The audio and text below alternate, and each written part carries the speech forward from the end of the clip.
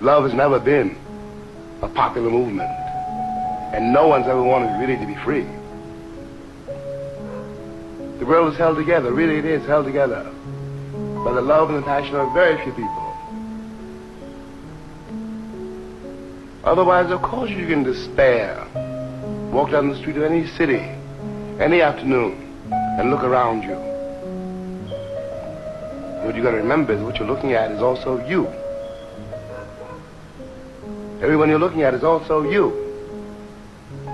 You could be that person. You could be that monster. You could be that cop. And you have to decide in yourself not to be.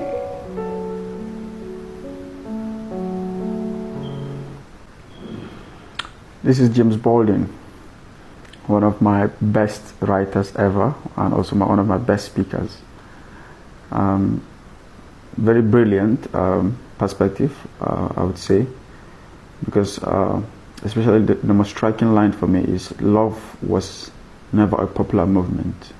It's brilliant because one of the things that I immediately think about when I see a certain degree of brutality in the news or in my environment, or when I see a certain degree of suffering that people undergo or other people inflict on others, my first instinct is not to criticize.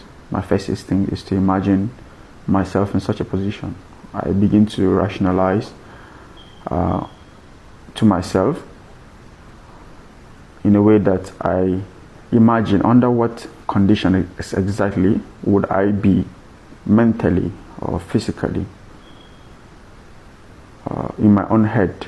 Under what conditions would I need to get to for me to be like that person, to be able to get to that point where I become as inhumane as that person.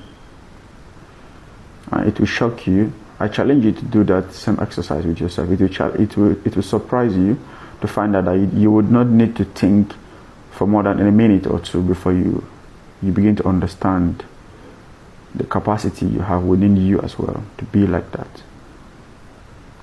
It could be you. It could be you. You are that person. That person is you. Sometimes we just haven't found ourselves in the most unluckiest of positions, or in the most unluckiest of circumstances and suffering and pain. And so we begin to finger wag at the outcome of other people's lives.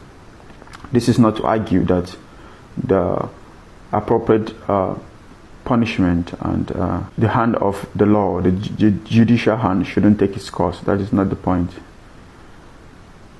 The law and the effects of the law and the duties of the law is irrespective of this particular perspective.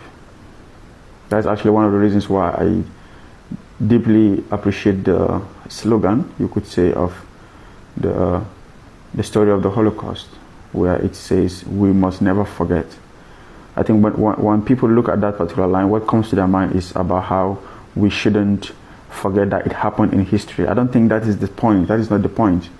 The point is we must never forget the deep potential that the human being has to inflict that degree of suffering and pain on another human being.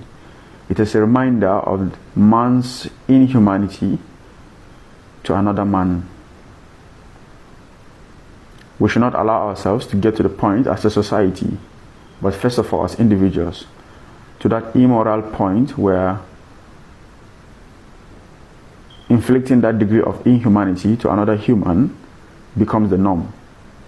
That could easily play out in the public dialogue, based on in the political public dialogue, in the sociological public dialogue, in the interpersonal relationships between men and women, between cultures, between traditions, between countries, between perspectives, between abstract ideas.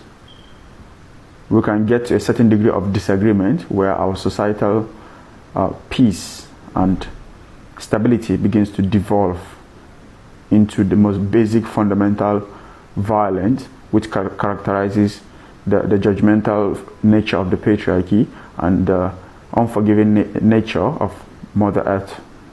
Because those two perspectives balance each other out in a way that things don't get out of hand.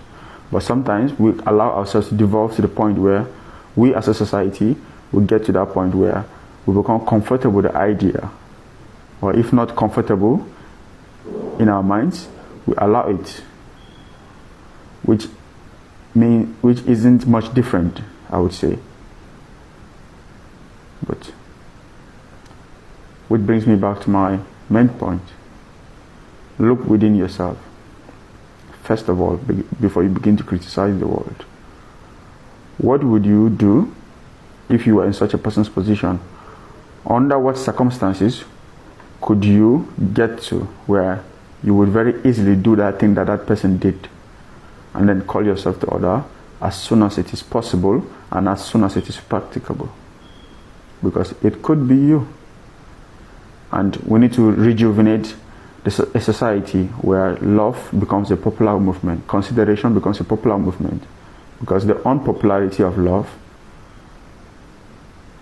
and the insistence on extreme self-love while forgetting the neighbor could bring us back to such a situation where the norm in the society is a deep sense of lack of love and the inhumanity of one man unto another.